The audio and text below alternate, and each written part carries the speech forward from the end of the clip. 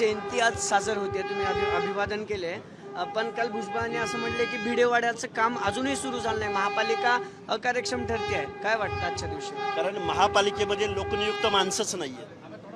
कारण गेल्या अनेक वर्षापासून स्थानिक स्वराज्य संस्थांच्या निवडणुका होत नाहीत आणि तिथं जर जनमानसातनं लोकप्रतिनिधी निवडून गेलेले नसतील तर प्रशासकीय मंडळींना काय पडलंय? महामानवांच्या भिडेवाड्याच्या संदर्भात असो किंवा अनेक कुठल्या प्रश्नांच्या संदर्भात असो, मेहरबान सरकारला माझी विनंती आहे की स्थानिक स्वराज्य संस्थांचं ओबीसीचं रिझर्वेशन पहिलं प्रोटेक्ट करा, वाचवा आणि लवकरात लवकर निवडणुका घ्या. इथं हुकुमशाही नाही आहे, ही लोकशाही आहे. त्यामुळे लोकनियुक्त सरकार आता स्थिर स्थावर झालंय. आता जनतेच्या प्रश्नावर, ओबीसींच्या प्रश्नावर, महात्मा ज्योतिराव फुल्यांच्या संदर्भातल्या भिडेवाड्याच्या प्रश्नावर आता सरकारनं ॲक्शन मोडवर आलं पाहिजे. सरकार कोणाची वाट पाहते आता?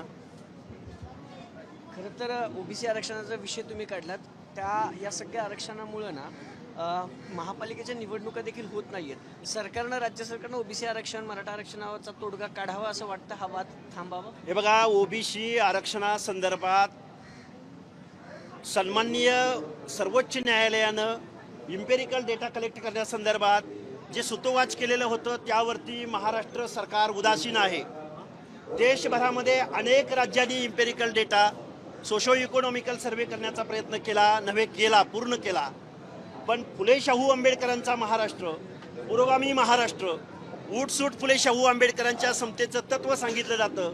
पण महाराष्ट्रामध्ये सोशो इकॉनॉमिकल सर्वे होत नाही, इम्पेरिकल डेटा कलेक्ट होत नाही आणि ओबीसींना काही आरक्षण मिळत नाही. आणि ओबीसींना आरक्षण जोपर्यंत प्रोटेक्ट होत नाही तोपर्यंत कुठल्याही सरकारची एवढी हिंमत नाही की इथल्या निवडणुकीला सामोरं जायचं. आणि तसा जर प्रयत्न केला, ओबीसी आरक्षणाशिवाय जर निवडणुका घेण्याचा प्रयत्न केला तर या महाराष्ट्रामधल्या निवडणुका आम्ही होऊ देणार नाही.